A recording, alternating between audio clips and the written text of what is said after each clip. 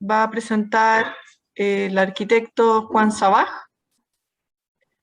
que es miembro de la OA, yo creo que desde su fundación, no sé, corrígeme si me equivoco. Juan ha sido Premio Nacional de Arquitectura, cursó estudios en la Universidad de Chile y junto a Mariana Sabaj funda la oficina Sabaj Arquitectos en el año 1984, a la cual se integran después Juan Pedro Sabaj y Felipe Sabaj en el año 2001. La oficina ha desarrollado una gran variedad de proyectos residenciales, industriales, comerciales, educacionales, de oficinas y servicios, con obra que ha tenido diversos premios y también con un énfasis en los procesos de participación, y es por eso que Juan está presentando hoy día su experiencia en la integración de procesos de participación con proyectos de arquitectura. Lo acompaña Pilar Goicolea.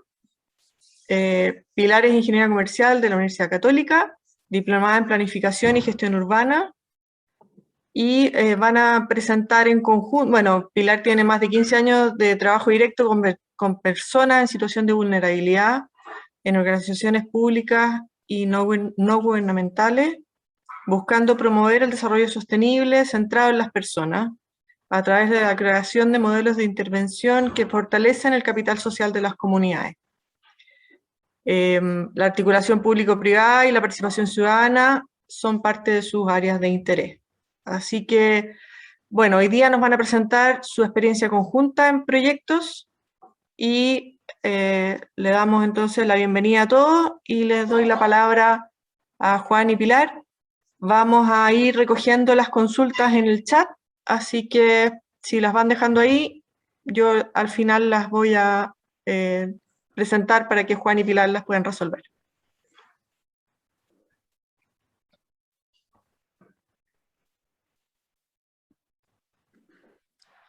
Hola, muy buenos días, muchas gracias por la asistencia. Es un tema que hoy día está muy en boga, a pesar que la demanda de participación viene hace muchos años.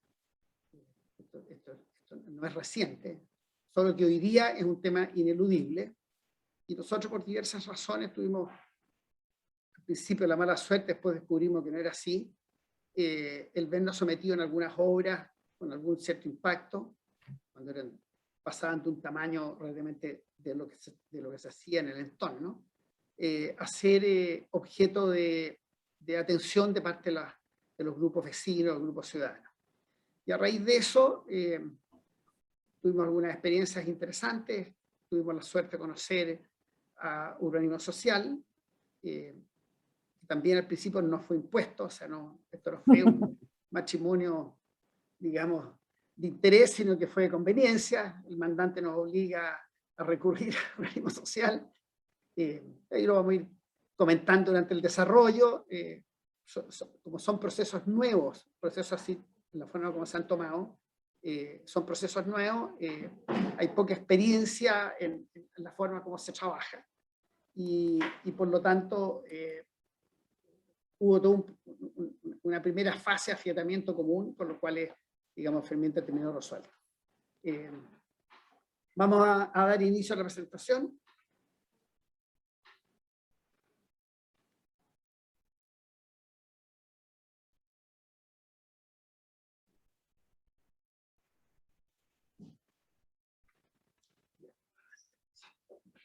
Ya, aquí está el tema nuestro.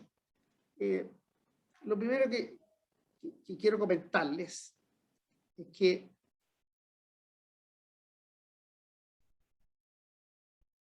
necesito aquí, estoy medio maneado.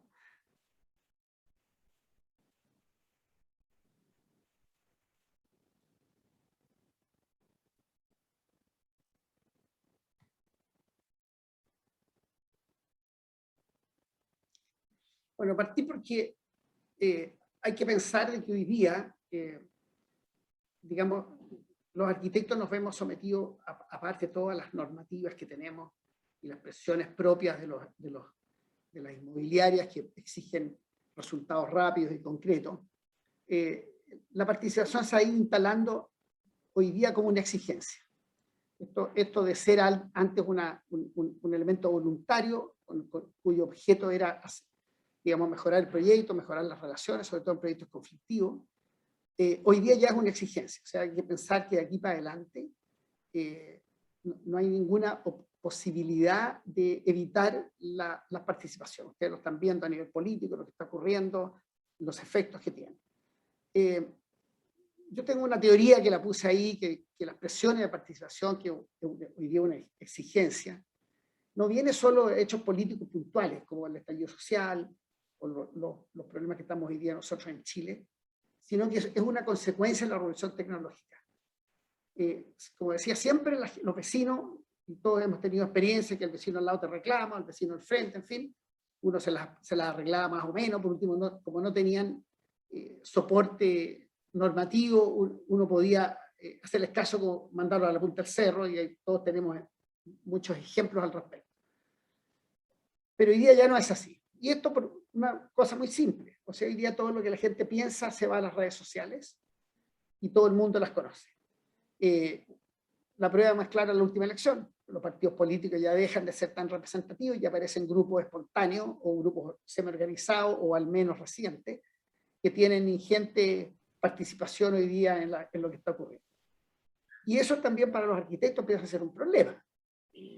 No en vano, los últimos años estamos viendo por primera vez en la historia de Chile en que se hace demoler edificios completos, el caso Estación Central, no sé en qué va a terminar eso, pero esto hoy día es un fenómeno que llegó. ¿Y por qué razón? Porque la simple opinión de una persona se puede transformar en una ola en que los gobernantes no pueden dejar de mirar y se ponen en interdicción desde la Constitución hasta las leyes. Entonces, cuando hace 3 años atrás nos juntábamos los arquitectos, decíamos que hay certeza jurídica porque defendamos la ciudad, está haciendo gestiona un proyecto, etcétera, etcétera, y esto es muy grave, bueno, hoy día eso ya está absolutamente superado y todos tenemos experiencia en que realmente una dirección de obra te emite o te devuelve un proyecto solo porque tiene muchos reclamos. Son preguntas que uno hace a la Seremi, a la DEU, están contaminadas con la reflexión. Por lo tanto, hay que entender que hoy día lo tenemos que incorporar con un tema de supervivencia. Esto es lo mismo que meterse en BIM hoy día, lo mismo que meterse en la nueva tecnología, no tiene otro remedio. El siglo XXI hoy día es el siglo de la revolución de las comunicaciones. Y por lo tanto hay que tomarlo no como un tema, esto lo comento porque no hay que echarle la culpa a que el gobierno es débil o que la autoridad no se pone los pantalones. Todas nuestras leyes van a entrar en una cierta precariedad. Esto que parece bastante terrible no lo es así. Para nosotros los arquitectos estamos acostumbrados a manejar variables. Esto es una variable adicional.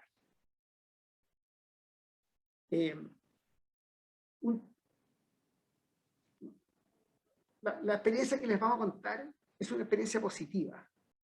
¿Qué quiero decir positiva? Porque es deseable. Hoy día nosotros prácticamente cualquier proyecto en el cual estamos metidos, siempre estamos considerando algún grado de participación, dependiendo por supuesto del escala. Y aquí anotamos algunas consideraciones, pues la Pilar las va a completar con la mirada de ella, en las cuales hay algunos tips que yo quiero compartir y después les voy a ir contando la forma como esto se manifiesta. Lo primero es considerar que el proceso de participación siempre tiene que ser antes del proyecto, en la etapa de definición y formulación del encargo. El encargo o emprendimiento que se vaya a hacer. Por una razón muy simple. Cuando la participación se hace después, es siempre después de un rechazo, cuando la gente toma posición. Antes de tomar posición hay que aparecer. Hay que aparecer como un nuevo vecino que se presenta y que cuenta lo que va a hacer.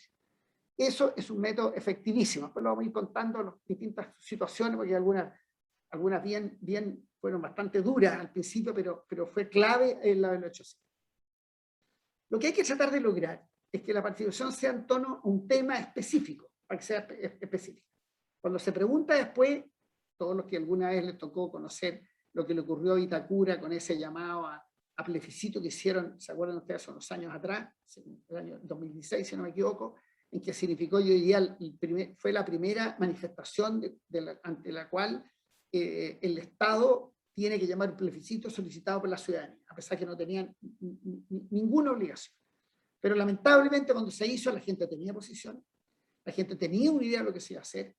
como no tenían claro lo que se preguntaba, la gente tenía posiciones propias, que eran confrontadas con lo que se preguntaba. Y por lo tanto, eso era una crónica de muerte anunciada. Aquí la idea de eso, al iniciarlo antes, es detectar la sensibilidad de las personas. Punto que sigo es que debe ser sin temor. Y esto es una frase que yo uso mucho. Cuando uno pregunta en serio, la gente responde en serio. Eso es clave. El temor viene en que cuando uno no pregunta en serio, o sea, preguntar en serio es porque es interesarse en la respuesta que te van a dar. Interesarse significa incorporarla, procesarla y hacer de ella parte del proyecto. Es bastante duro decirlo, pero si la pregunta se hace bien, nunca para mal. Por lo menos son las experiencias de los proyectos que les voy a mostrar. Muy simple, si la pregunta está bien formulada, o sea, si uno pregunta lo que tiene que preguntar, que está orientado al proyecto, siempre con la idea que sea un tema específico, que la gente no se arranque por otro lado, si uno le hace una pregunta, por ejemplo, sobre un tema de incorporación de equipamiento, que la gente no empiece a hablar del qué. Eso es una frase ridícula, pero créanme que es cierto. Si están bien formuladas, las respuestas siempre aportan al proyecto, porque la pregunta hay que formularla en función de lo que uno quiere hacer. Eso es la ventaja que uno ve. Entregan información relevante y es muy difícil de acceder. Hay que entender, nosotros los arquitectos, que sentimos que la observación y el análisis son nuestras herramientas, no es solo patrimonio nuestro. Una dueña de casa tiene capacidad de observación, muchísimas, son sabias, el vecino la tiene, una persona que ha vivido 20, 30 años en un barrio tiene cosas en su retina, al menos lo que tiene son elementos que a él le importan y que hay que tomarlo en cuenta siempre. Y lo importante es que para que sea legítima, la mirada tiene que ser desde la ciudad y desde el barrio de la comuna, no desde el proyecto. Es al revés. O sea, aquí lo que se trata no es una participación para defender postura, y esto para los dos lados, sino que una participación para hacer un buen proyecto. Pero eso se logra cuando uno se acerca, se depone la desconfianza y uno logra una apertura y, por supuesto, que esto que dice no es que uno logra, sino que el equipo, y aquí hay toda una metodología que la vamos a ver, que es clave para esto. Entender que preocuparse de pequeños pruebas, porque de repente uno le hace una pregunta que a uno le parece pueril. Uno dice, esto es una pregunta vieja eso. Y la verdad las cosas que de repente una pequeña preocupación es también participación. Alguien defiende una esquina, una plaza, alguien defiende un arbolito. Acuérdese usted que en el verano salió el caso en Lota de un árbol que se iban a cortar y salió en todas las noticias del mundo. O sea, una persona que se encadenó a un árbol para que no lo sacaran y con eso evitaron, digamos, que pavimentaron una calle, así importante era. Entonces, si alguien miró menos por un árbol, vamos a hacer un proceso, se dio cuenta que hoy día se viralizó de tal manera que se transformó en un objetivo del proyecto. Otro punto que es clave es que esto no es llegar y hablar. O sea, uno no puede ir a una participación a improvisar, hay que estudiar, hay que ir preparado. Hay que entender lo que está en juego, hay que clarificar por qué se participa y qué es lo que se busca, en qué consiste la propuesta y en qué afecta a la comunidad. El afectar a la comunidad es lo que hay que detectar. Uno tiene que ir muy claro en un proceso de participación con esos puntos. Pero si ustedes se dan cuenta, no son sino las variables que los arquitectos estamos acostumbrados a manejar en nuestros proyectos, son los argumentos que usamos nuestros clientes, la propuesta de inserción en el lugar, las consideraciones de vista que uno toma, de qué más forma uno incorpora el espacio público, son los elementos que uno siempre maneja, por lo tanto, sencillamente lo que hay que hacer es ponerlo en modo vecino y comentarlo con los vecinos. Otro punto que es clave es que la persona tiene que ser entre personas representativas, informadas e interesadas. Lo de Vitacura no fue así. Mal informados, no eran representativos. Uno día a misa, un día domingo, y a la salida y había una persona que sacaba una firma. ¿A usted le gusta la restricción de altura o no le gusta? Todo el mundo decía que no.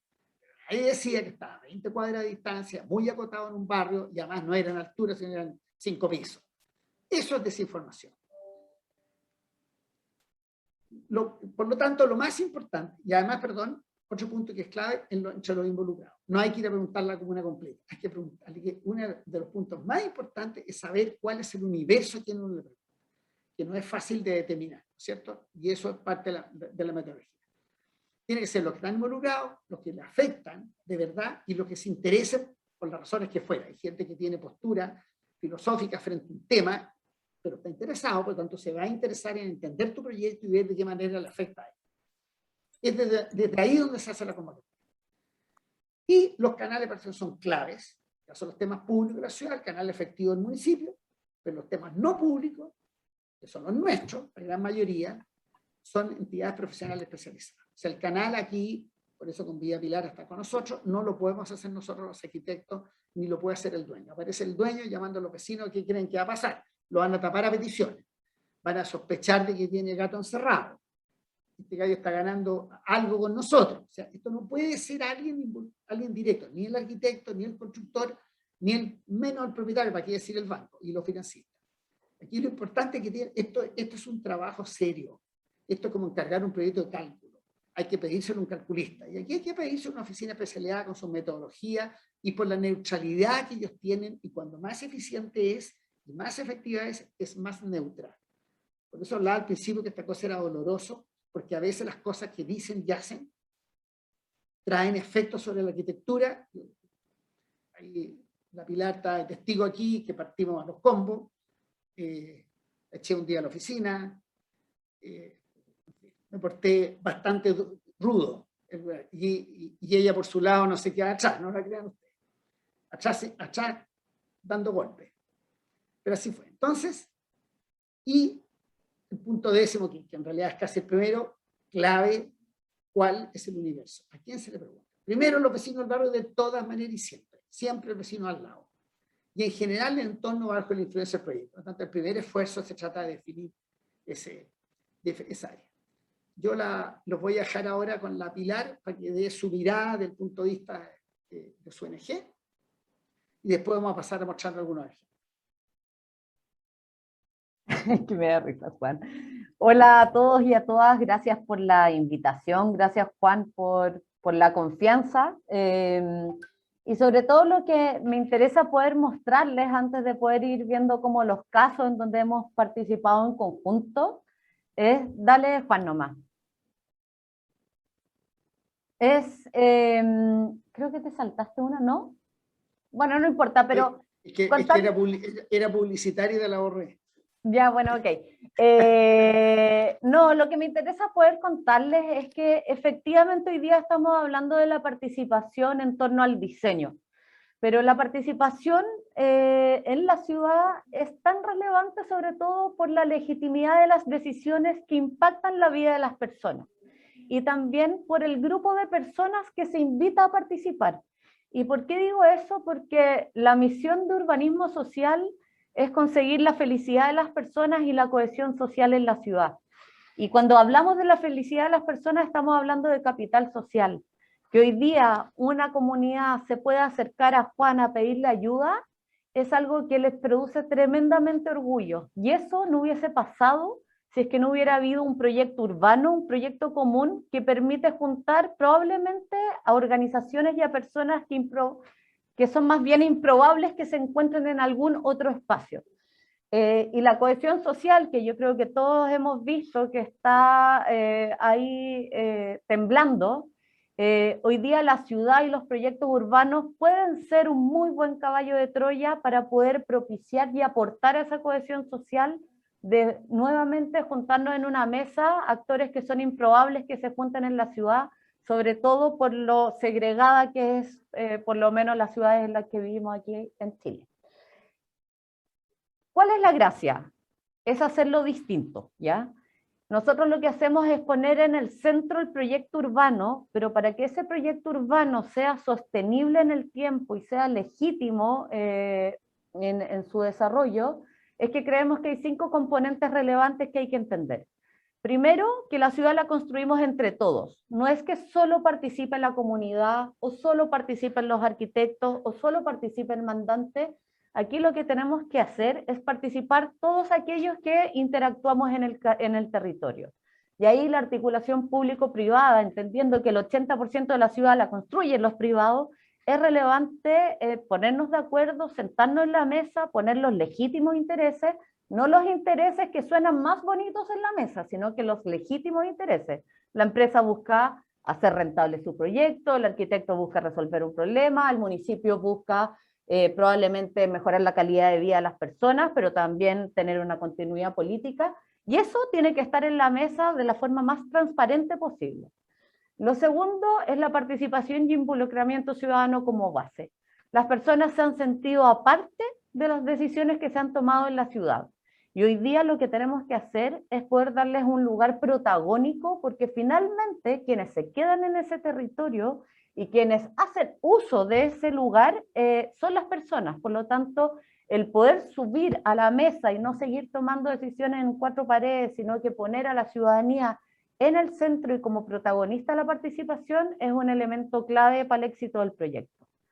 Lo tercero, y que después lo voy a profundizar un poquito más en la lámina que viene, es que necesitamos proyectos con arquitectura y construcción de calidad. Los proyectos chacha no resultan. O sea, los proyectos con mala arquitectura y con una construcción deficiente es imposible que contribuyan a la confianza del país. No podemos tener proyectos de primera clase para algunos y proyectos de cuarta categoría para otros. Y eso es relevante para el éxito y la sostenibilidad del proyecto. Cuarto, innovar en hacer formas de hacer ciudad. ¿Qué significa esto? Aquí no hay recetas, aquí no puede ser un copy-paste, como, ya voy a repetir el proyecto de Juan, voy a repetir la participación ciudadana que se hizo en Carrascal, en Cerro Navia, con la participación ciudadana que se puede hacer en Pedro Aguirre Cerda. Aquí cada contexto es único y hay que hacer la pega de entender cada uno de esos contextos. Yo me imagino que ninguno de ustedes le repita en el proyecto a una persona que compra A y otra persona que compra B. En el caso de la participación ciudadana y este tipo de proyectos urbanos es necesario hacer la pega de repensar cómo nos acercamos, cómo los involucramos, qué es lo que les hace sentido, qué es lo que le tienen miedo. Eso significa repensar las nuevas soluciones. Y por último, es que muchas veces los procesos de participación ciudadana parten a todo cohete y partimos felices, no sé qué, y todos con mucha energía, y en el minuto, y en el fondo, la confianza se construye en la medida en que hayan hechos reales que demuestren que se escuchó a las personas. Y eso se hace cuando se construye una obra. Y el mensaje en este punto es decir, las oficinas de arquitectos tenemos que asegurarnos cuando hacemos procesos de participación ciudadana que esa obra se va a construir, porque si no, no le preguntemos a las personas, porque no hay nada peor que generar expectativas y que después eso no suceda. Y creo que lo que nosotros tratamos de hacer es que finalmente logremos construir los proyectos en donde invitamos a participar con sentido de urgencia, porque si las personas participan es porque hay un dolor detrás y hay una expectativa que tenemos que responder a través de ese proyecto urbano. Dale, Juan. Y ahí yo creo que hay como algunos mitos o algunos como temas que me gustaría como poder precisar y que ha sido en parte como de la experiencia que hemos tenido trabajando juntos, y es que la participación ciudadana o el involucramiento ciudadano, esto no es filantropía. Las empresas no lo hacen porque son más buenas o porque son más bonitas o porque les da pena a la comunidad, etcétera, etcétera. Esto es un mecanismo de desarrollo sostenible. Esto es parte de la estrategia de sostenibilidad de la empresa y del desarrollo de ese proyecto, o si no es imposible. O sea, la legitimidad está dentro de esto y eso no se hace por filantropía, sino que se hace como una estrategia de sostenibilidad de la empresa. Lo segundo, y como decía Juan, las empresas y las inmobiliarias no nacen sabiendo hacer participación ciudadana y hay que perderle el miedo. Hay que atreverse a vivir el proceso, hay que dimensionar la importancia que tienen para los territorios estos procesos de participación. Ojalá el mandante y los arquitectos tomar un rol protagónico. Esto no es algo que se subcontrata a un tercero y después te llega un informe de cuáles eran las pedidas de la comunidad. Yo creo que si se meten ahí a la página de Urbanismo Social y a los proyectos que vamos a mostrar, en todas las participaciones está Juan presente, está Hernán Besomi presente en el caso Megacentro, está el gobierno regional cuando nos ha contratado el intendente u otros, pero finalmente quien contrata tiene que ser protagónico porque también es quien es el responsable de dar ciertas respuestas frente al futuro de ese proyecto. Una cosa es diseñar, otra cosa es construir y otra cosa es gestionar el proyecto posterior a esa entrega del proyecto. Entonces, es relevante que nos involucremos y yo creo que los temas relevantes que a todos nos contratan, los dueños o los mandantes se involucran y no los externalizan en un 100%. Lo tercero es que la participación no se acaba en el diseño, y yo creo que ahí Juan ha estado presente en mucho de eso. La participación es abrir una caja de Pandora, y efectivamente va relacionado en hacer buenas preguntas, pero uno, y voy a decirlo bien en castellano porque es la pega que nos dé, no le podemos sacar el poto a la jeringa. O sea, cuando a nosotros nos preguntan quién financia este proyecto, hay que decir quién financia el proyecto. Cuando uno dice quién va a mantener este proyecto, hay que preocuparse de quién va a mantener el proyecto. Cuando uno pregunta, bueno, ¿y qué servicios van a llegar al proyecto? Hay que contestar las preguntas. Entonces, efectivamente la participación en el diseño es la primera etapa y hay que llegar antes, y eso así, llegar después es llegar en conflicto y esa cuestión ya no sirve, mejor hay que contratar abogados. Llegar antes es prevenir problemas. Entonces, efectivamente se parte con la etapa de diseño, pero la inserción y durante la construcción y el inicio de la operación es relevante que los vecinos y vecinas y actores del territorio sigan involucrados. Lo cuarto es que efectivamente hay que hacer un relato coherente. Y esto no significa que la oficina de arquitectura da un relato, las especialidades da otro, el mandante da otro, el municipio da otro, sino que tenemos que construir un relato que a las personas les haga sentido, que las inspire, que les permita participar y que en el fondo entiendan lo que va a pasar en ese territorio. Y por último, es que la participación o un proceso social no soluciona un mal proyecto. ¿A qué me refiero con esto? Muchas veces a nosotros nos llaman para decir tenemos problemas con la comunidad o no vamos a poder solucionar esta legitimidad social que requerimos. Y esa legitimidad se construye con involucramiento ciudadano, pero también se construye con arquitectura de primera calidad, con una buena constructora, con una legalidad impecable y no saltándose pasos, porque si no, no hay... Esto no es magia, no hay proceso social que solucione, es como cuando uno contrata a una agencia de publicidad y cree que el marketing va a solucionar un mal producto. El marketing no soluciona un mal producto y la participación no soluciona un mal proyecto urbano. Dale, Juanillo.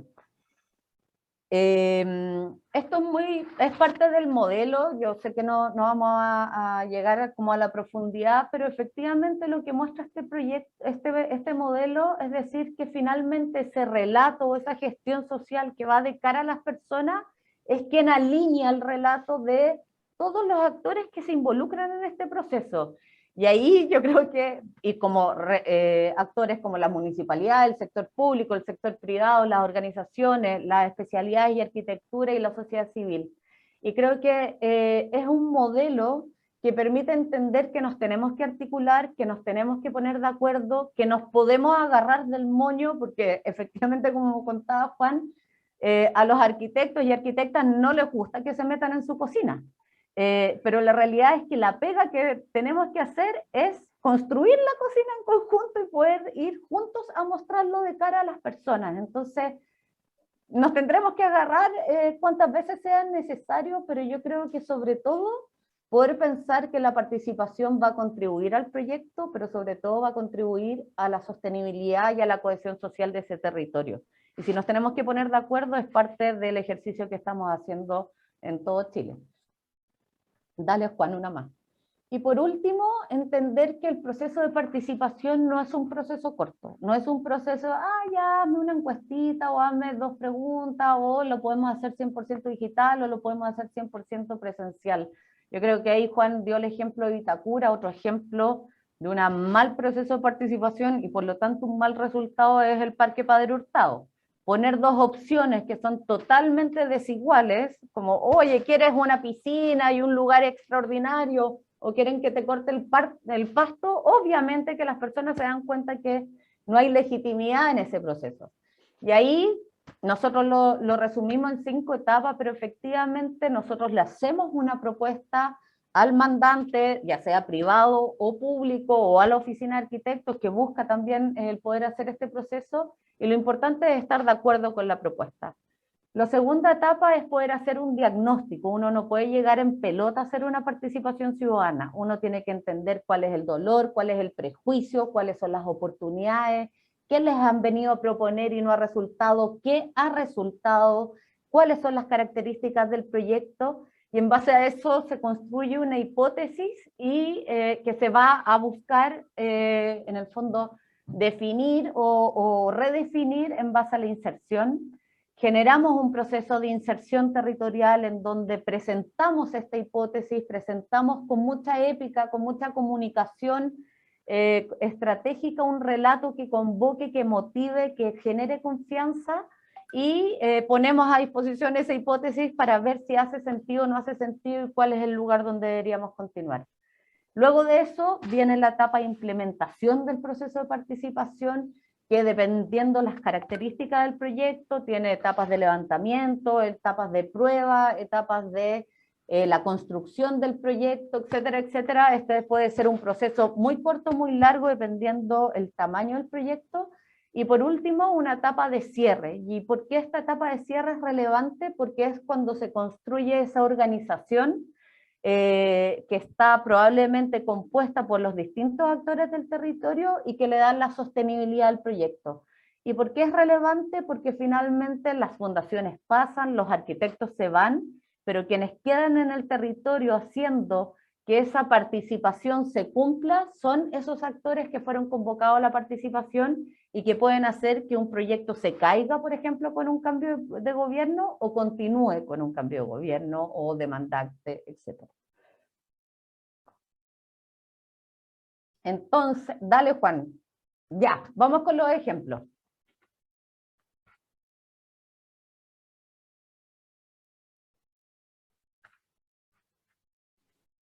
Disculpen. Vamos a echar algunos ejemplos. En beneficio del tiempo, los que más nos interesan son los dos últimos. Fundamentalmente por el impacto social que tuvieron y por la envergadura de los proyectos. No es tan grande el de las pérgolas, pero es un proyecto muy interesante desde el punto de vista social. Rápidamente voy a algunos, que el primero, el núcleo Los Trapenses, que es un edificio que está en construcción hoy día, al lado del Mall Vivo, Los Trapenses, que tiene interesante ahí que fue un enfrentamiento con vecinos que tiene un origen distinto a los que están abajo, que es un punto re importante también, y es que en las comunidades de gente, digamos, periférica, la gente con menos recursos, ellos tienen por naturaleza un sentido de comunidad muy fuerte. Generalmente las propuestas tienden a no ser individuales, sino que siempre hablan en comunidad, están acostumbrados a compartir, dado que sus espacios son pequeños, sus carencias, etc. Y eso facilita mucho el trabajo. Y curiosamente tienen propuestas mucho más nítidas que cuando hay propuestas individuales. Sin embargo, hoy día esto ha cambiado mucho Chile en materia digamos, de juntas de vecinos, en casi todos los barrios están activas, y a medida que ha avanzado el desarrollo del país, han echado los conflictos típicos del desarrollo, la gente se organiza, hoy hay grupos de chat,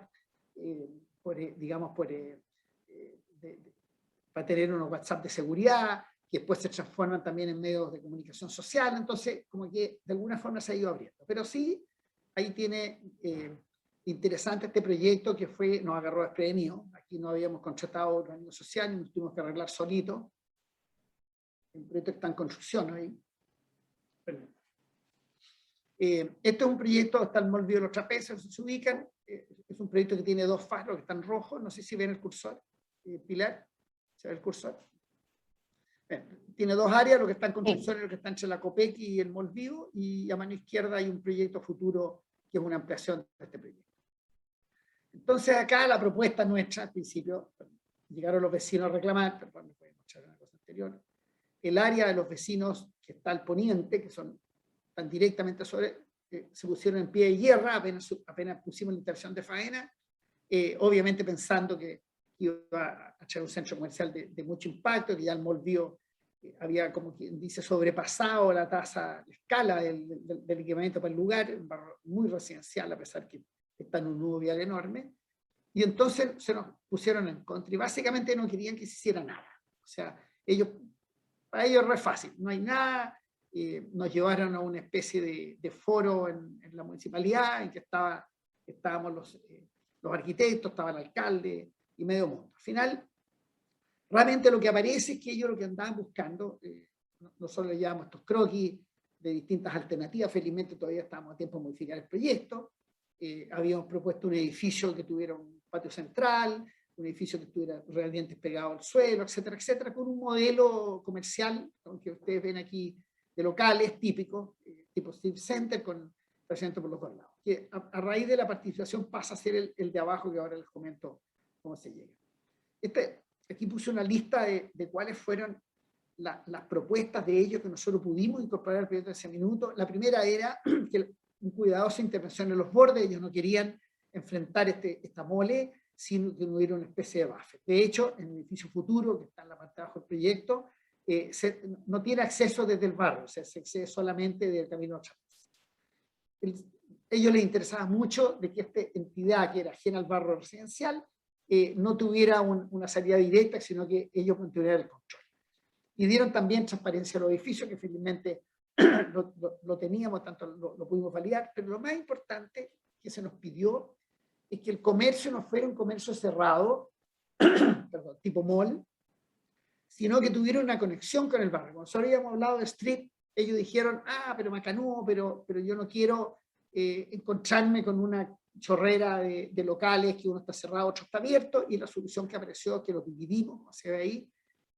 Un poco usábamos el ejemplo de Pasteur, de General Alderete, que hay comercio en las casas. Lo que hicimos en el proyecto era recrear un comercio de casas. O sea, cada local su local está separado, al medio se juntan en una especie de pasaje central y se produce continuidad entre un lado y el otro. En fin, se transforma en un proyecto a través del cual se pasa. Yo diría que ese fue un elemento clave y muy diferenciador del proyecto. Se puede ver cómo se separó el primer y el segundo piso, y después están arriba hay oficina y después arriba hay un hotel. Este es el render del proyecto que está ahora en construcción. Como le digo, lo voy a mencionar muy a la pasada, pero fue muy importante esa conversación con las visitas. Después hay otro proyecto que es el Núcleo Bellavista, ustedes lo conocen, que está cerca de la Universidad de Chile, en Plaza Italia, y fue un proyecto bien interesante porque tuvo primero un tremendo conflicto con la municipalidad a raíz del conflicto anterior de la Universidad de San Sebastián. Nos encontramos nosotros con una municipalidad en guerra con la universidad y nos pegó un coletazo, nos tuvieron la obra parado 1 año y 4 meses con todas las grúas, mientras se resolvía lo de San Sebastián, a pesar que nosotros no teníamos los problemas que le achacaban ellos a la San Sebastián, que básicamente era un proyecto que iba manzana en manzana, y el nuestro era una esquinita. Entonces ahí se contactó el organismo social y se hizo un trabajo en conjunto con la municipalidad una vez que nos liberaron la obra. Este proyecto es un ejemplo de no mucha intervención en el proyecto, pero sí mucha intervención en el entorno. O sea, este es un proyecto eminentemente un pacto entre el gestor y el desarrollador con la autoridad pública, en que los arquitectos tuvimos un apoyo más bien secundario, que se integró a raíz del acuerdo. Ya logramos finalmente llegar a acuerdo con ellos. Entonces Urbanismo lo que hace un estudio, análisis en todo el barrio sobre problemática de seguridad, sobre circulaciones, en fin, sobre el levantamiento de lo que había antes. Consideró el barrio Bellavista. Aquí hay un ejemplo del entorno que yo decía, del área de influencia del proyecto, que ya lo definieron, lo que ahí está dibujado. O sea, cuando uno habla de Bellavista, la imagen que la gente tiene es la que está aquí. Y por tanto, el análisis lo hicieron completo. Yo creo que ahí, solo para complementar, el dolor del barrio Bellavista es que efectivamente están 2 comunas. Gracias o sea, la buena suerte es que tocó que el núcleo Bellavista se instaló en Recoleta. Y el tema es cómo un barrio que tiene 2 administraciones, Providencia y Recoleta, con 2 alcaldes completamente opuestos y distintos, puede generar el mismo estándar urbano, porque en el fondo no es que Recoleta solo haga una mala pega, es que Recoleta tiene otros problemas y tiene otros recursos. Entonces, el gran desafío y lo que le fuimos a proponer al municipio es cómo hacíamos un plan maestro que permitiera equilibrar los estándares y que ese barrio Bellavista fuese solo uno. Obviamente nos pilló entre medio el estallido, nos pilló entre medio la pandemia, la economía local se fue Se dificultó, pero efectivamente logramos esa legitimidad y licencia para poder trabajar y ver cómo este proyecto sí generaba un valor en el territorio, en la comunidad y en la administración del municipio. Claro. Es bien interesante también de que Bellavista está en la esquina inferior izquierda de esta área que la gente identifica como el barrio de Bellavista. Una cosa que se le olvidó mencionar a la Pilar es que además tiene normas distintas y administraciones de la policía, o sea, de la policía, digamos, de los guardias municipales diferentes. Entonces se hizo un trabajo de campo. Usted sabe, Bellavista está en un estado bastante deplorable en términos de mantención. Estas son algunas vistas de ¿cómo se llama? De las participaciones. Acá abajo incluso ven usted al propio alcalde trabajando en una de ellas. Urbanismo social tiene una serie de técnicas, algunas a uno le causan alguna inquietud, por ejemplo, hacen bailar a la gente, cosas bastante extrañas, pero al final se logran, porque lo que buscan es que la gente se sienta cómoda, y se sienta cómoda no solamente con el proyecto, sino también con las personas involucradas. Por eso ella lo mencionaba al principio, la importancia de que todos los involucrados estemos en estas reuniones. Aquí los sábados a la tarde, de repente un día a la mañana, en fin, esto es un fin de semana en todo caso. Pero aquí el resultado que se incorpora en el proyecto, que apareció en las primeras ideas, era, ahí había el antiguo Teatro Alcalá, por lo tanto era una esquina de teatro, y era una zona de teatro. No podía entonces hacer un desarrollo comercial, capturando para sí el prestigio cultural que tenía el barrio. O sea, este proyecto tenía que tener, que era un proyecto tecnológico, se me olvidó comentarlo, un proyecto cuyo destino es un centro de desarrollo, una especie de Silicon Valley chilena. Ahí hay una empresa que hace software en los pisos del edificio, que fueron los que trajeron el proyecto a la oficina, y por lo tanto partió como un edificio tecnológico, pero que se ubicó en ese lugar fundamentalmente por su centralidad y su mirada metropolitana. O sea, cualquier equipamiento en esa zona tiene una cobertura metropolitana, no es propio de una comuna, no están Las Condes, está en el centro. Bueno, y entonces apareció de suma importancia como clave el mantener el teatro. Entonces se recicló, se hizo un teatro nuevo dentro del edificio, un teatro más grande que el Alcalá, tiene para 220 personas, que alcanzó a ir antes que llegara el estallido, un magnífico teatro hecho profesionalmente. Eso hablaba la Pilar.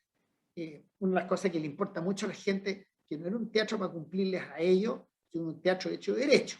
De hecho, Ramón Grifero fue uno de nuestros asesores, y se hizo justamente para obras de teatro. Después que se incorporaron restaurantes, al principio eran locales comerciales de venta de autos, plazas públicas, el proyecto se entra a través de una plaza, una especie de pasaje típico, recrea un pasaje y uno entra dentro del edificio antes de abrir la puerta. Una intervención en el borde se le entregó a la municipalidad hacia la calle Purísima.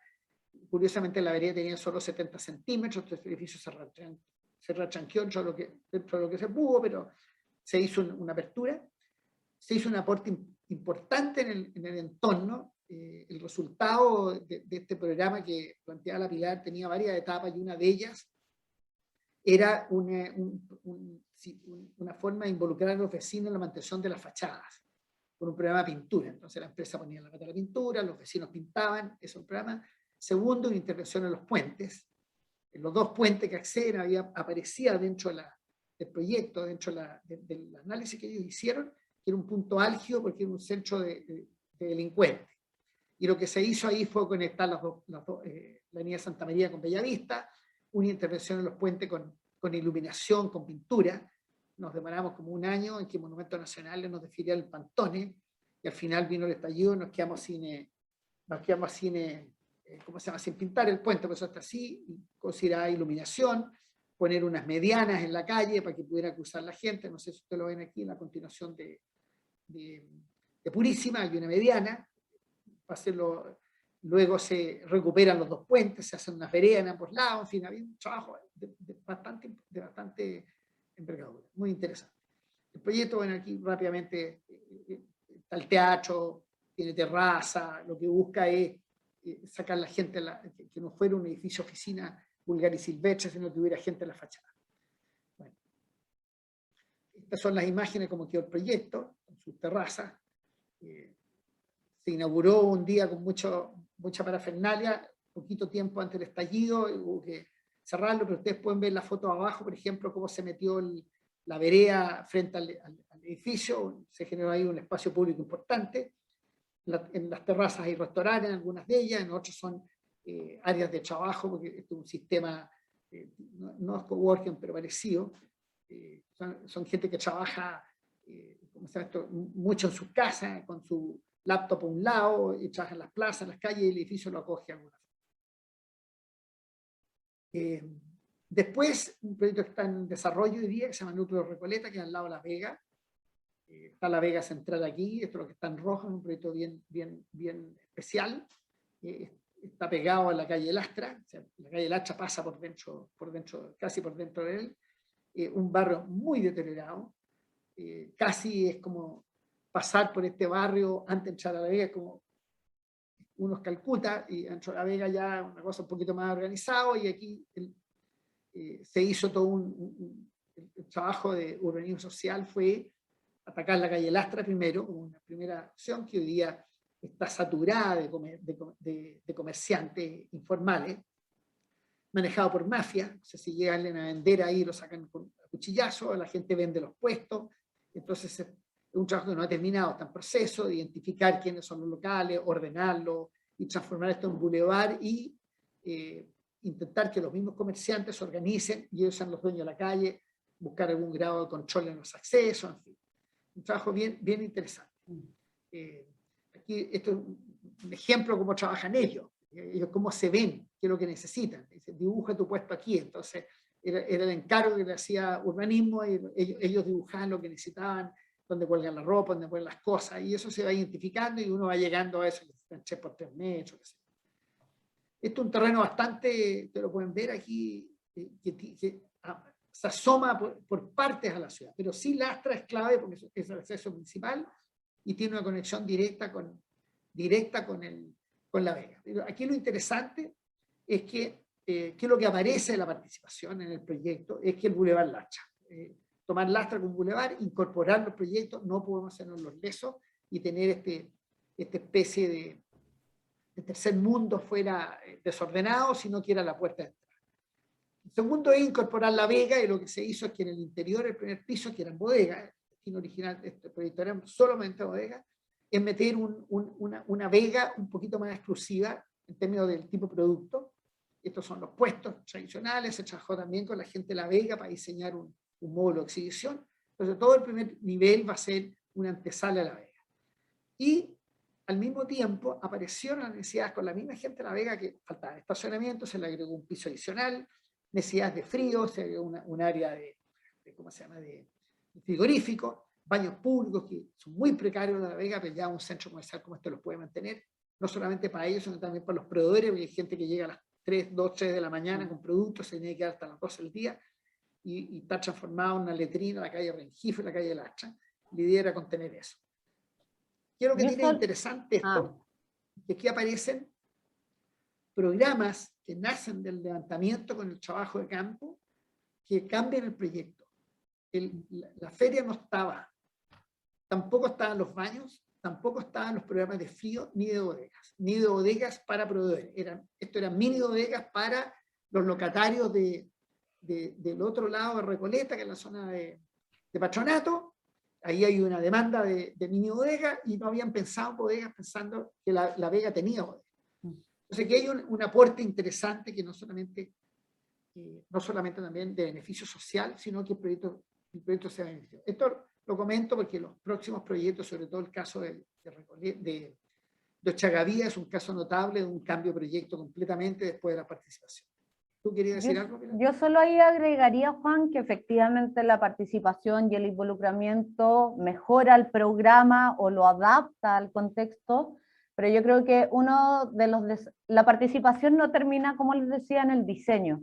Uno de los grandes retos que tenía este proyecto es que había un proceso de demolición en un contexto muy apretado. O sea, la Vega está lleno de personas que llegan en la noche, de camiones, de personas que desmontan en la noche, montan en la noche, personas en situación de calle, etcétera, etcétera. Por lo tanto, el proceso de demolición y construcción era un tremendo desafío para el proyecto. Uno puede hacer la mejor participación para el diseño, pero si no se hace cargo del proceso de instalación de un proyecto y que no genere mucho impacto en la comunidad, al tiro ya igualmente genera reticencia. Entonces, hicimos talleres de acoso callejero, por ejemplo, se lo hicimos a toda la empresa que hacía de demolición y a EPCO, que era la constructora, porque efectivamente estábamos en un contexto en donde había que respetar mucho el entorno.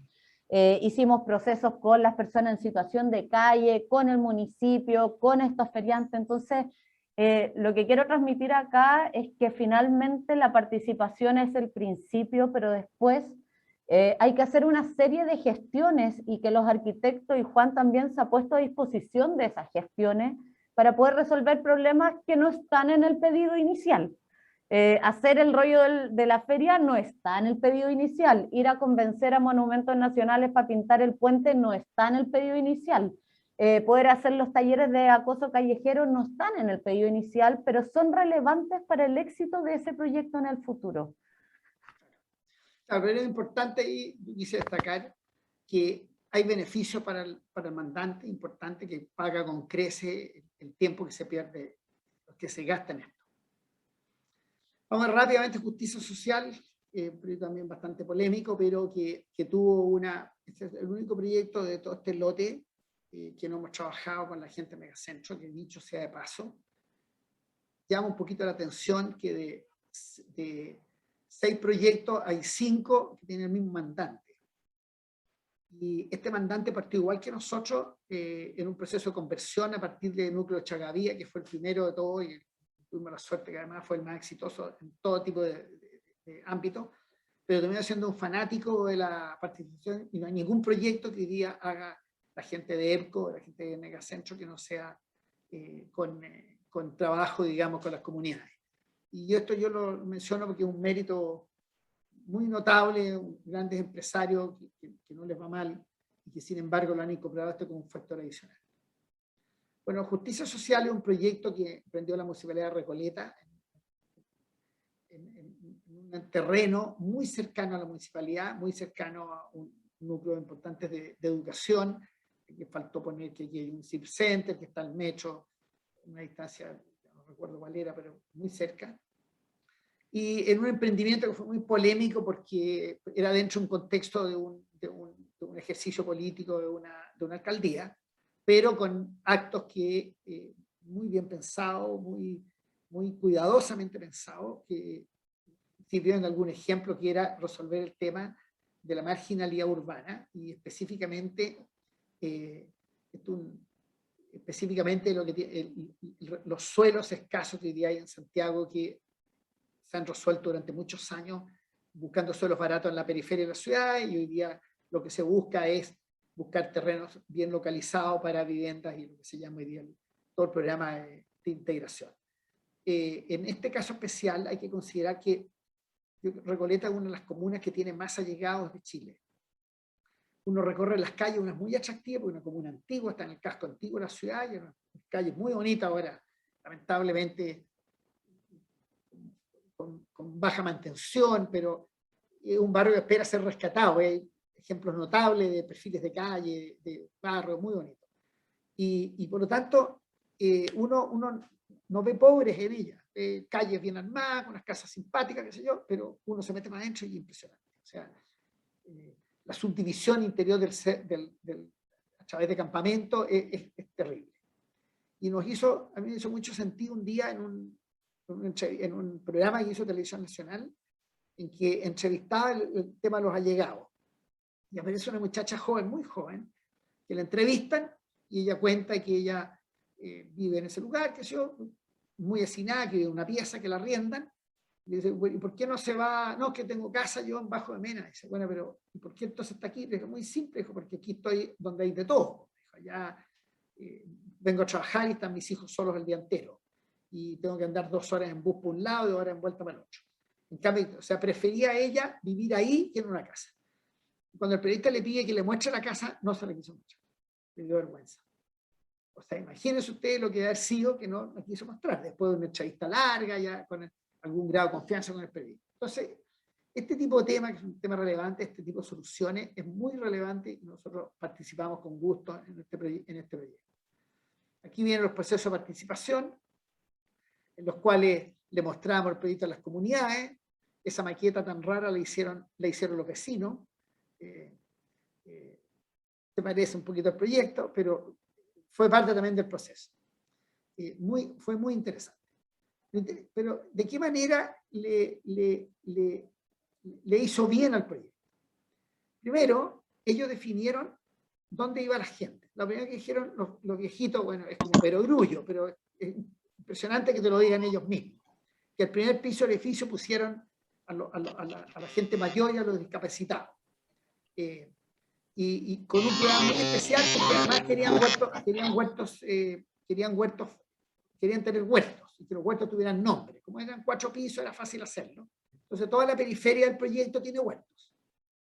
¿Quién cuida los huertos? Los viejitos y los discapacitados. Ellos los cuidan, los riegan, y en fin. Entonces, ellos pidieron que eso fuera así. Después que tuviera deporte.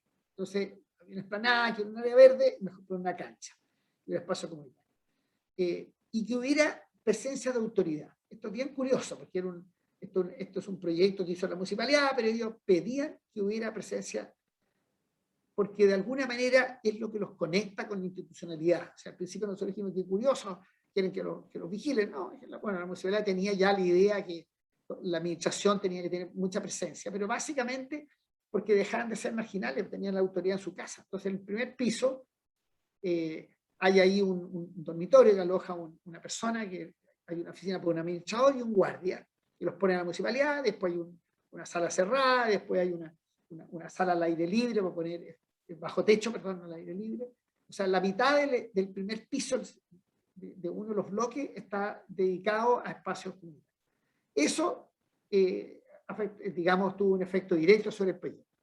La otra cosa, puse ahí espacio controlado por los padres, porque dice, mire, yo cocino y no quiero que mis niños tengan que verlo. Entonces se dispusieron los espacios entre los bloques son mayores, dame que hubiera una especie de plazas en altura.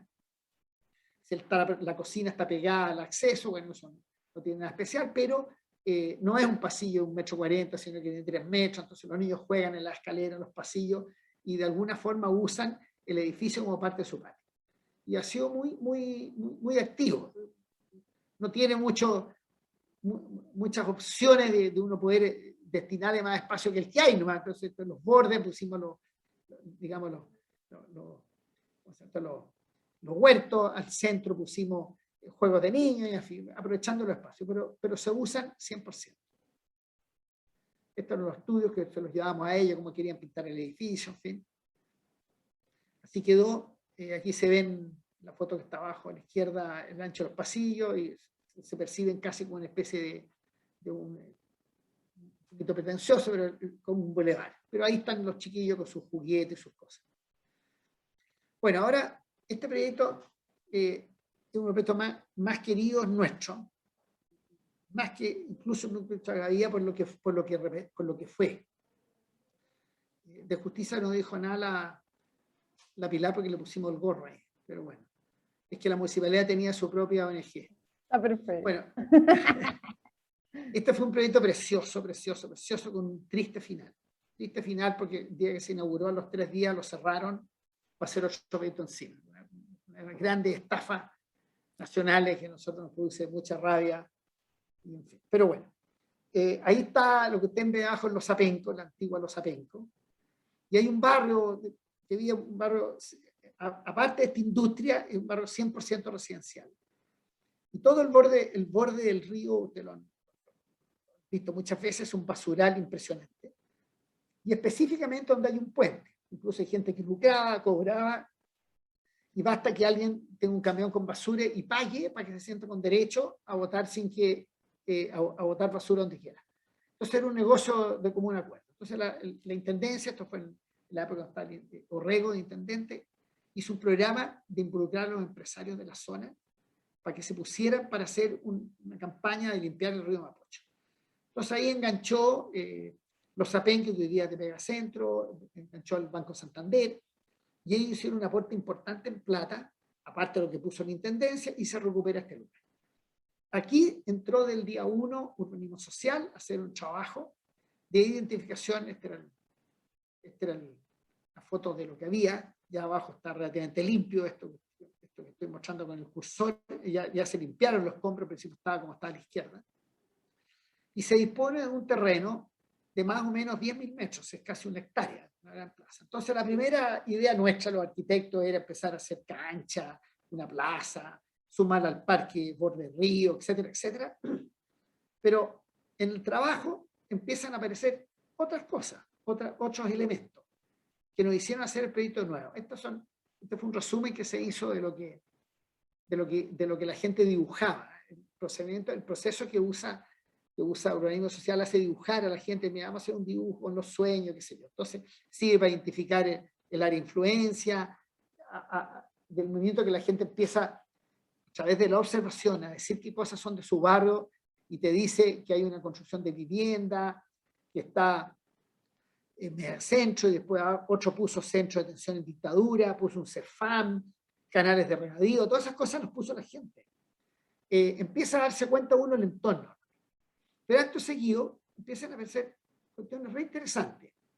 No querían canchas, no querían centros comunitarios. Uno decía, hagamos una cancha para los niños. No, dijo, porque van a llegar los cabros grandes, no van a dejar jugar a los chicos.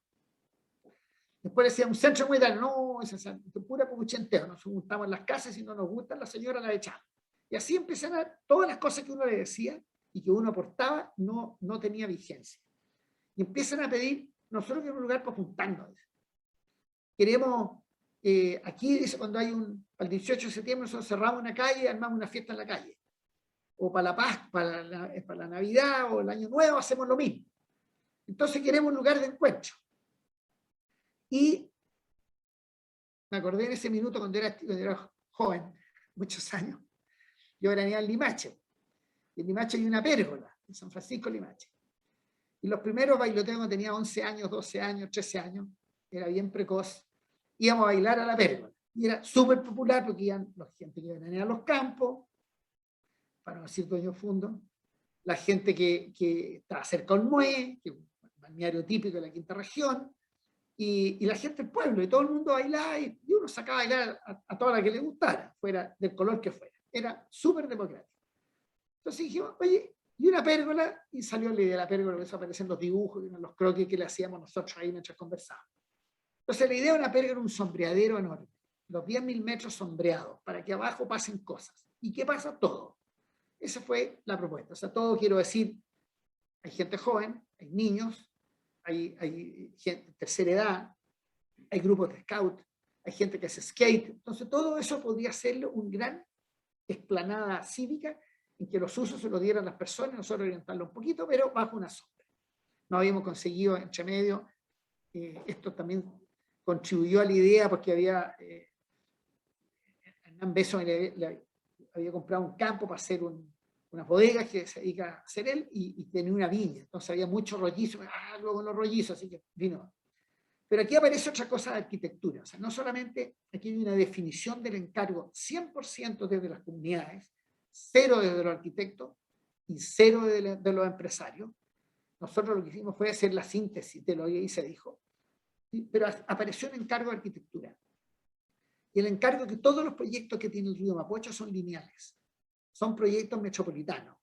El Parque de la Familia, el Parque Forestal, es un proyecto que acompaña el río y acompaña a la ciudad en su borde y tiene un carácter metropolitano. Por tanto, el que anda ahí es una persona que viene de otra comuna, cosa que no tiene nada malo, solamente es una constatación.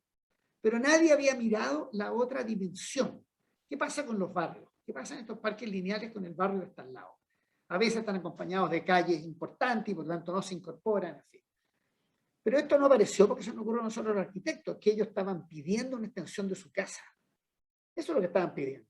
Y una extensión de la casa no puede estar desvinculada a las casas. Por lo tanto, el parque tenía que tener, ya no era lineal, era un parque cuadrado. Entonces hicimos una gestión con el Servio, porque ahí había un nuevo vial, para correr la calle, Costanera Sur, que todavía no se ha hecho, para generar un espacio grueso, que tuviera un espesor. Y ese espesor ya podíamos hablar de una plaza. Entonces, esto es un tema que es un proyecto que nació 100% desde abajo. Esta Aquí aparecen distintos grados. Aquí abajo, la foto de abajo, larga, no sé si la ven ustedes. Ahí estamos un día sábado en la tarde, yo voy a estar por ahí. Ahí está el Teo Fernández. No, no es el Teo. El Teo lo convidamos a Chagavía. A núcleo. Claro. Por ahí Yo estoy creo que ahí solo sumar, Juan, que yo creo que este fue un proceso que tenía ciertas complejidades. Uno, que justo era el límite entre Quinta Normal y Cerro Navia, por lo tanto había que poner de acuerdo dos municipios en el proyecto que se quería.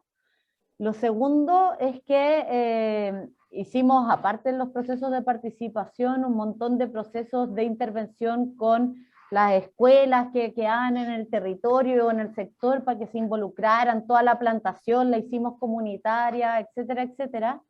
Pero tercero, y yo creo que todos los que esperamos que se vuelva a recomponer las pérgolas que entregamos, porque realmente las entregamos muy, muy, muy bonitas.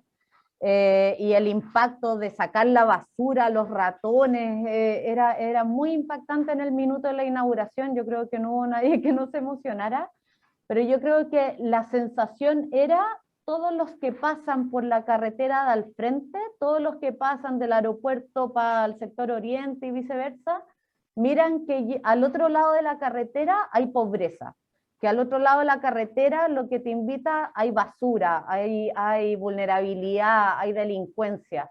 Y nosotros queremos ser vistos como la puerta de entrada, una puerta de entrada distinta y que nos distingan como las pérgolas de Carrascal.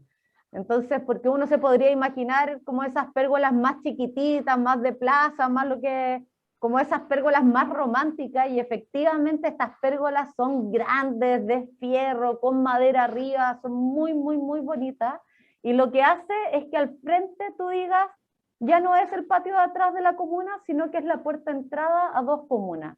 Y esa sensación de orgullo, y que más encima esas pérgolas fueran diseñadas por un Premio Nacional de Arquitectura, es algo que, a pesar de que hoy día está destruido porque se va a construir arriba el Parque Mapocho Río, que esa ya es otra historia, nos podemos contar otro día, ese orgullo que produce la comunidad y por lo tanto esa defensa de las pérgolas de cara al Ministerio de Vivienda, de cara a los propios municipios, es lo que hace que hoy día tenga esa sostenibilidad y esa continuidad, y que exijan los vecinos mantener el diseño que ellos eligieron y no otro. Sí, estas fotos son bien elocuentes. Al medio, el papelógrafo que hizo la gente. Fíjese usted el grado de intervención que hicieron en todo el área, lo que ellos identifican como barrio, y los puntos que a ellos les importa, donde aparece Fanalosa en el centro. Y por lo tanto, en este caso, el liderazgo ellos se lo entregaban a Megacentro, que es dueño de Fanalosa. Después arriba, ese círculo es el día de la primera piedra. Se mira la cantidad de gente que fue. Y abajo son, al medio, fotos de inauguración, y abajo el trabajo los fines de semana. Estas cosas, como decía la Pilar, involucra a los arquitectos y al dueño. Por tanto, nos díamos día de invierno, sábado en la tarde, 4 de la tarde, 5 de la tarde, ir a trabajar con los pobladores en las mesas dibujando con ellos. Pero fue una experiencia increíble. Este fue el proyecto de arquitectura que tenía. Este proyecto tenía dos áreas, en que el área poniente, que está a la izquierda, era el inicio de un parque existente, bien consolidado y de bastante buena calidad. Y esta era la explanada, y eso es lo que suma 10.000 metros. Estas son las fotos de los renders que entregamos, pero así quedó. Bastante similar. No pudimos hacer los pilares de madera porque eran muy altos, entonces se hicieron de rollizo, perdón, lo queríamos de rollizo, tuvimos que hacerlo de acero, pero quedó bastante funcional. Estos son, adentro, debajo de esta pérgola hay zonas de juego, hay zonas de jardines, hay zonas para jugar a la pelota, todo está. Eso que se ve al fondo no es parte del proyecto, estaba construido para que no haya pelambre. Bueno. No, finalmente llegamos a Chagavía, que dimos al partido por ahí, pero lo quisimos dejar de postre porque es una experiencia difícil de replicar. Y ustedes saben todos dónde está la municipalidad de Pedro Aguirre Cerda, el estadio municipal, la norte-sur, la avenida Salesiano, hay un paso bajo sobre nivel ahí, y luego estaba este hospital. Y esta es la imagen típica. 40 años, ese edificio con una obra gruesa terminada, pero solo terminada, con algunas terminaciones, tenían los edificios en altura que hay ahí, que correspondían a las consultas del hospital. Tiene su enchape todavía de IRMIR, que estaba vigente, un edificio que estaba casi por fuera listo, habían ascensores que después se los pelaron, pero aparece primero aquí la primera manifestación de un despropósito, porque cuando se hace este proyecto, se empieza a construir el año 1969, esto fue un voluntarismo político. El gobernante Frei Montalva de la época, como una forma de consolidar y que el Estado se hacía cargo de las grandes tomas. En esos años todas estas poblaciones se originaban en tomas. Entonces se tomaban el terreno, el Estado venía, los urbanizaba y les hacía sus casas. Entonces al principio los echaban, pero cuando viene el gobierno Frei Padre, asume el que la toma era un medio de llegar a la vivienda, por lo tanto no los reprimen, no los echan, por supuesto, no en todos los casos, y los asumen como una realidad y quieren dar una muestra de ¿cómo se llama?, de que el gobierno sí tomaba este tema como un tema de política pública. Y eso es lo que tiene el símbolo de este hospital. Entonces, para lo cual decide hacer el hospital más grande de Chile ahí al medio de esta toma. Esto es una foto que ya tiene algunos años después, pero ustedes pueden ver, esto está lleno de poblaciones bastante formales ahora. O sea, muchas de estas son ¿cómo se llama esto? Una foto que es posterior, porque ahí está la norte-sur, ya estaba. Cuando se hizo este hospital no estaba en la norte-sur, y la calle que enfrenta es la calle Club Hípico, que tiene 7 metros, y una vereda de 3 metros por cada, o sea, un antejardín. Por lo tanto, obviamente, no había la vialidad ni la infraestructura capaz de recibir un proyecto de esta envergadura. Entonces, termina el gobierno Frei, llega Allende, y Allende, nuevamente, una política de Estado, de tomar en cuenta el acceso a la vivienda, declara que este hospital no va a ser el más grande de Chile, sino el más grande de Sudamérica, y le hace una ampliación. Entonces termina siendo este edificio de 80.000 metros cuadrados, al medio de un gran urbano que no es capaz de recibirlo. Porque hago estos comentarios, que fueron los argumentos que se dieron después cuando viene el gobierno militar y para este proyecto. Lo paran porque dicen un despropósito, porque no hay plata, porque el país no tiene recursos, etcétera, etcétera. Y versión de ello, versión de la Unidad Popular, es que por razones políticas, en fin, las dos razones, la verdad, que las cosas. Se paró por razones políticas, se paró también porque no tenía mucho destino un proyecto de este impacto. El tema está que durante 40 años estuvo así. Entonces, 10 años antes, al año 30, el Estado decide licitar esto y se lo gana una inmobiliaria que cuando uno ve este tipo, lo mejor que se le ocurre a uno hacer un supermercado, arriba vamos a hacer, qué sé yo, oficina, que va a ir a oficina ahí, pondrán vivienda, o sea, un mall, también había un proyecto. Tuvieron 10 años peleando, se puso en pie de guerra la comunidad, pero en pie de guerra absoluto. Ya les voy a contar una anécdota de eso. Y fracasaron. Y este proyecto finalmente termina poniéndose a la venta al valor que lo pagara. Y aparece Megacentro, y lo ve con otros ojos, dice, esta mole, esto de hormigón, en perfecto estado, nos viene el anillo al dedo para reciclarla en bodega. Esta empresa tiene, aparte, digamos, de sus desarrollos tradicionales, con la forma tradicional de hacer bodega, son muy aficionados al reciclaje, les gusta comprar edificios abandonados y los reciclan porque tienen muy buenas localizaciones, y como su área de cobertura de clientes está en los centros con alto nivel de población, les viene anillo al dedo.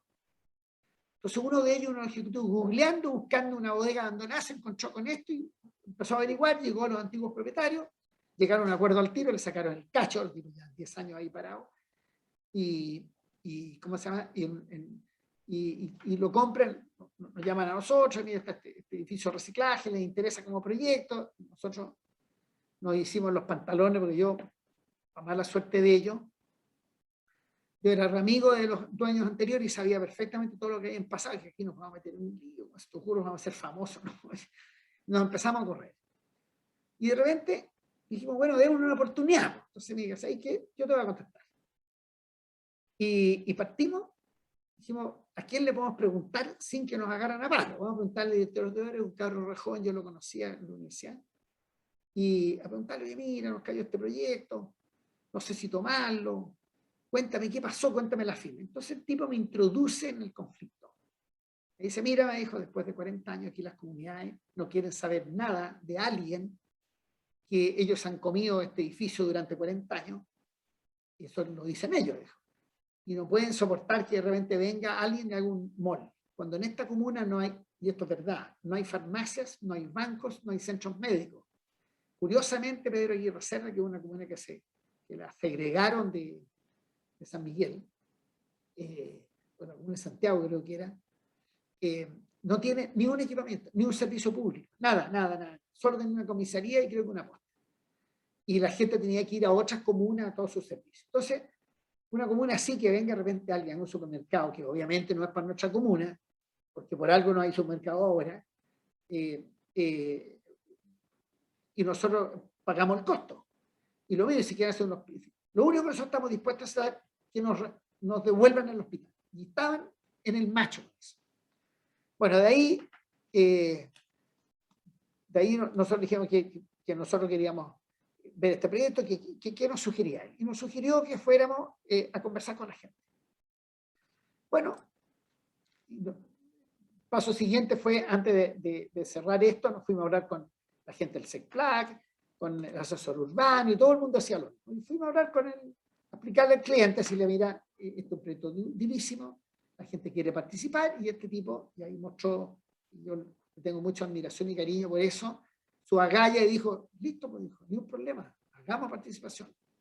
Y ahí me trajo urbanismo social. Vamos a contratar una empresa, yo pensé que no iba a tocar hacerla nosotros, pero... Y ahí nos tocó, digamos, lo que hace urbanismo. Obviamente se inició el proceso de participación que duró unos 6 meses.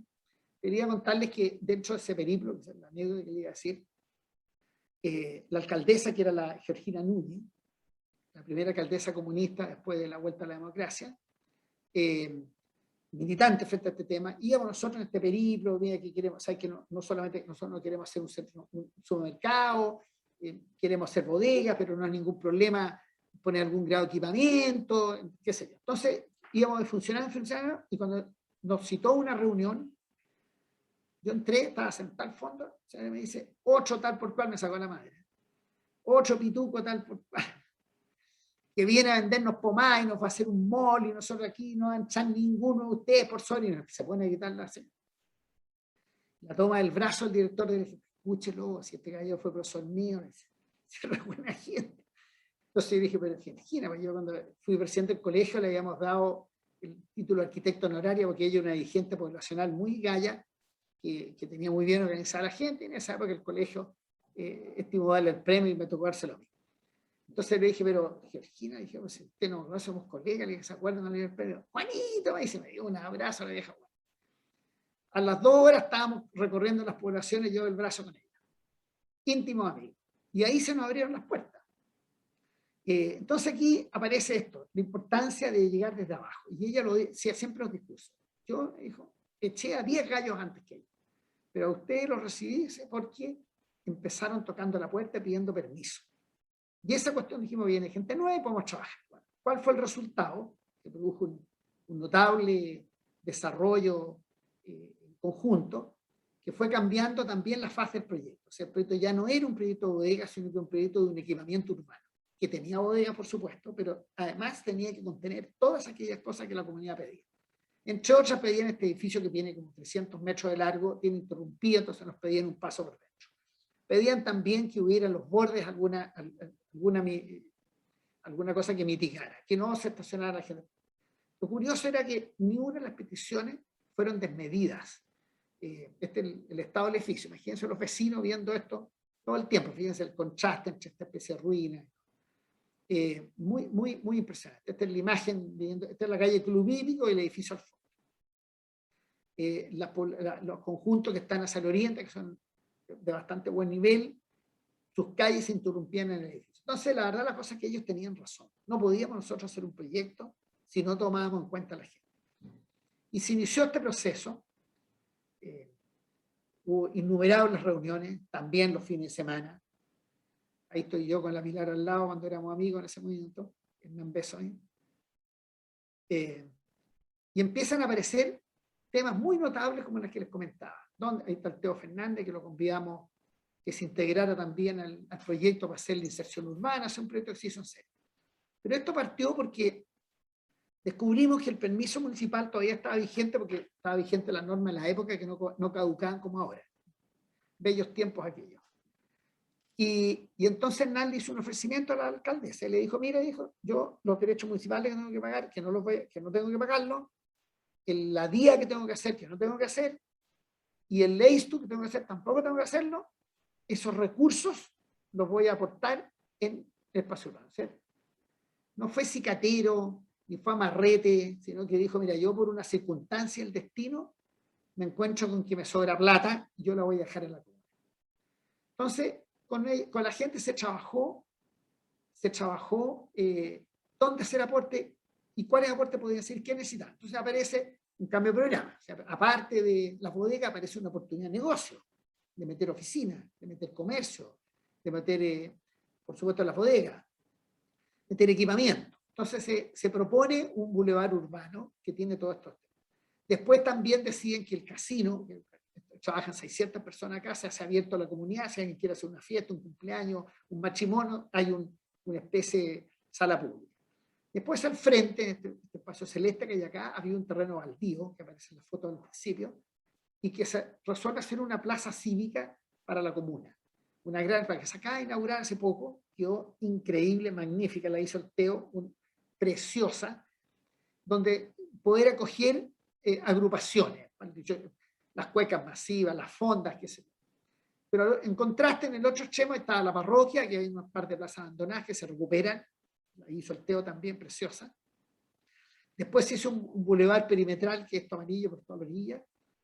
Después se abrió la manzana haciendo un paso al medio, en fin. O sea, una serie de aportes en que terminó la propuesta de proyecto, que la propuesta fue no tocar el edificio, sino que lo chapamos, lo recubrimos, le pusimos una especie de doble piel, porque nos pusimos como propósito, esto es la petición a los arquitectos, dijo, este edificio nos ha acompañado toda la vida, no quiero que ustedes me lo tapen, ni lo pinten, ni hagan nada. Entonces inventamos esta especie de máscara de acero que se oxida y el edificio se dejó como estaba atrás. Lo mismo en la torre central, se enchapa en acero crudo para que se oxide, digamos, y mantenga la idea de un edificio que está vivo, pero que tiene una antigüedad. Ya la propuesta termina. Pero este es un ejemplo increíble. Esas son las mini bodegas, el bulevar que conecta de un lado al otro del edificio, la gente camina por dentro. Aquí hay una escalera, porque ahí arriba están todo el equipamiento, hay un banco, hay farmacia, están servicios públicos, depósito interno.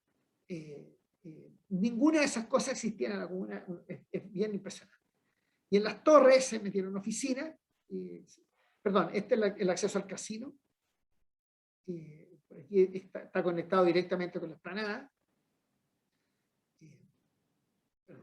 Y lo que tiene de interesante, lo mismo que comentamos del caso de las pérgolas, que fue un proyecto que se hizo especialmente para la comunidad, pero la gente puso la plata. Aquí hay un negocio notable para la empresa, porque estas torres que estaban pensadas para etapa años 50, están ocupadas, la municipalidad ocupó 2 pisos, hay desarrollos de pyme que tienen ocupados 8 pisos, en fin, hay un centro médico que no tenía nunca la comuna, en fin.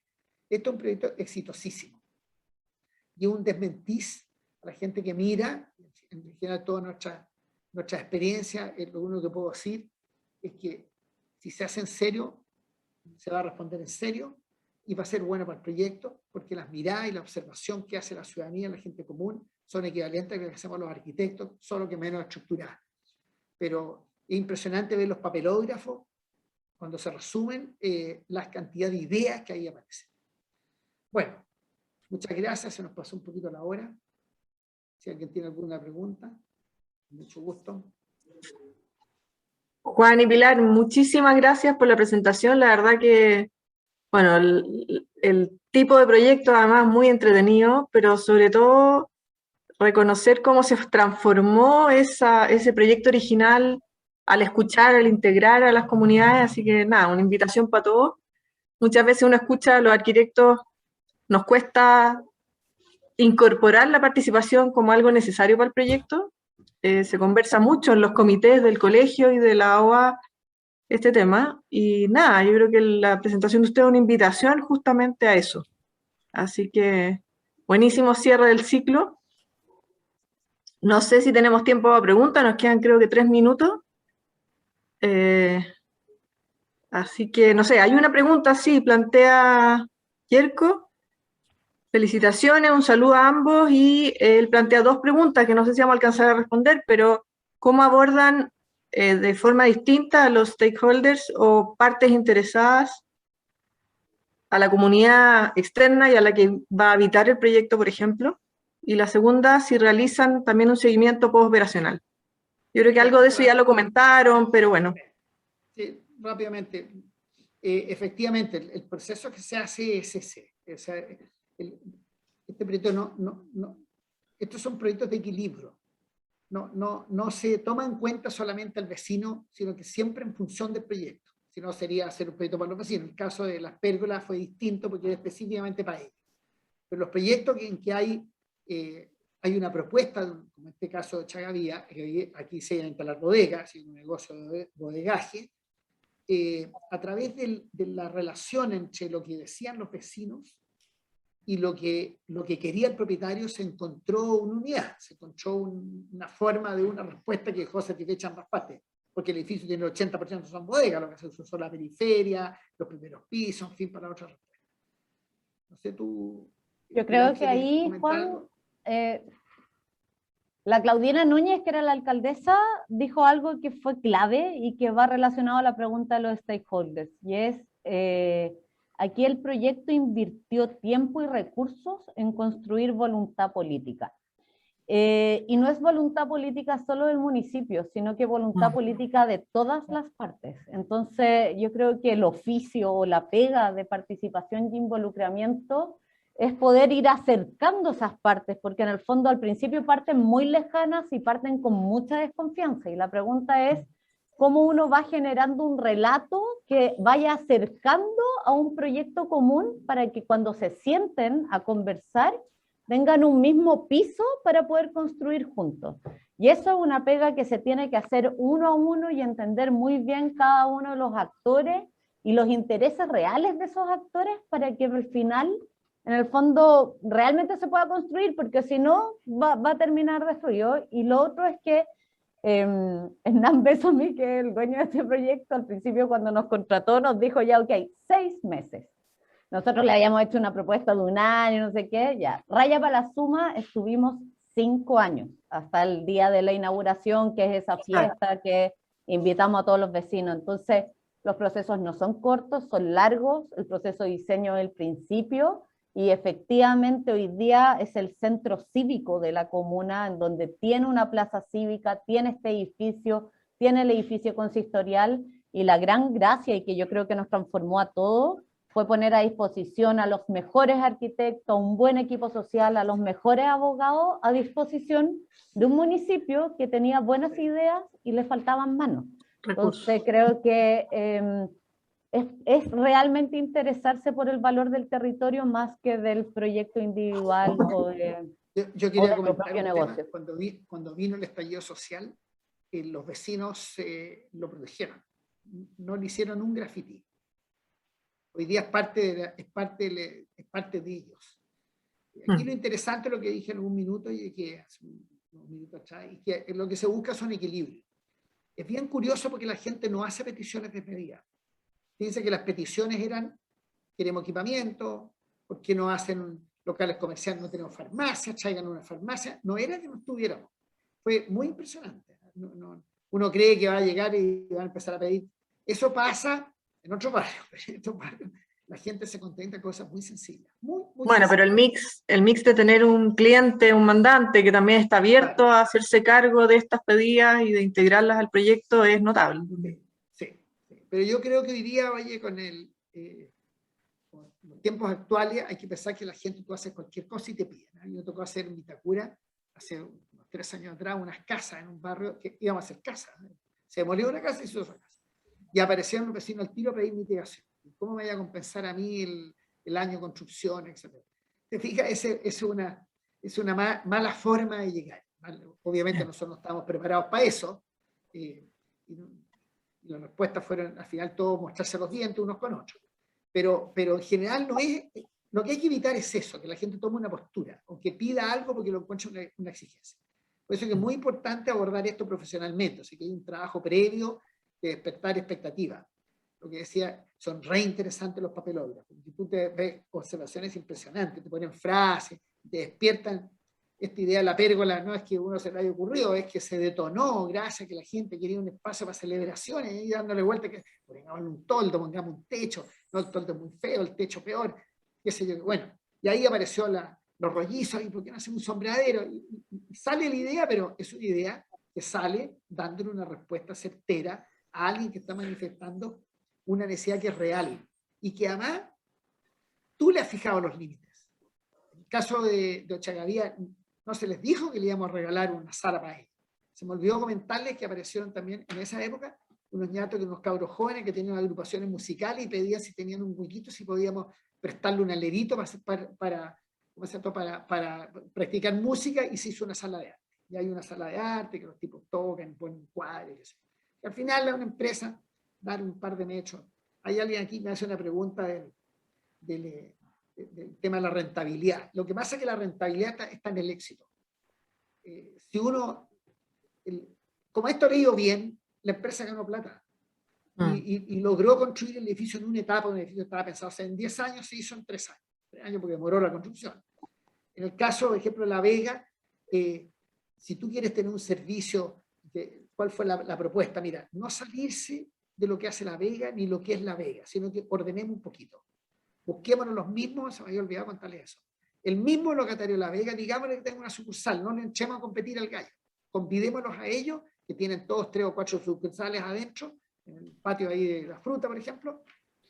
Todos tienen 2 o 3 locales. Hagámoslo lo que hay dos lados. Lo único que sí, usted va a tener una regla, nosotros le vamos a hacer usted dígame cómo lo quiere, le hacemos nosotros la exhibición y qué sé yo.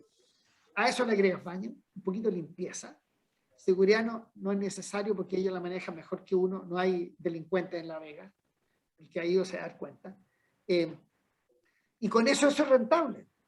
Entonces, no duda, ningún centro comercial se tachea no poner baño ni dar estacionamiento, porque el estacionamiento al final tú los cobras, no cobras mucho porque la gente no se desanime, pero al final estos son mecanismos para hacer más rentable un proyecto. Lo que pasa es que en las variables que nosotros nos piden, no están contenidas estas variables. Pero muchas veces la sabiduría popular te entrega márgenes que hacen exitoso tu proyecto. Por eso que todos estos proyectos que yo mostré, todos han sido mejores gracias a los aportes de los vecinos. Buenísimo. Oye, no sé si alguien más quiere comentar algo. La Pilar tiene su cámara prendida, no sé si quería... Yo quería solamente que me da tanto gusto... Hola. Me da una alegría, quería felicitar a mi tocaya y a Juan, porque me da tanto gusto cuando los arquitectos se hacen cargo del problema completo, que creo que ahí sí que como oficio somos una gran ayuda y un gran aporte. Y cuesta tan poco que de repente siempre se transforma en algo como morfológico solamente. Así que los felicito y me encantó su exposición abierta, sencilla, franca. Así que muchísimas gracias a los dos. Eso nomás. Gracias. Bueno, yo me cuelgo de las palabras de la Pilar. Yo creo que esta es una invitación, ya lo dije antes. El ciclo completo ha sido para invitarnos a pensar cómo desde la arquitectura integramos y hacemos mejores proyectos para y con la gente. Así que gracias a todos por la participación en los 4 capítulos que tuvo este ciclo. Gracias, Juan, de nuevo. Gracias, Pilar. Están quedando todos grabados en YouTube. Muy bueno el de Elemental, muy bueno también el que hizo David. Nosotros partimos con el primero, así que nada, gracias a todos y vamos avanzando en incorporar la arquitectura a todas estas otras facetas. Muchas gracias. Muchas gracias a todos y a todas. Que tengan buen día.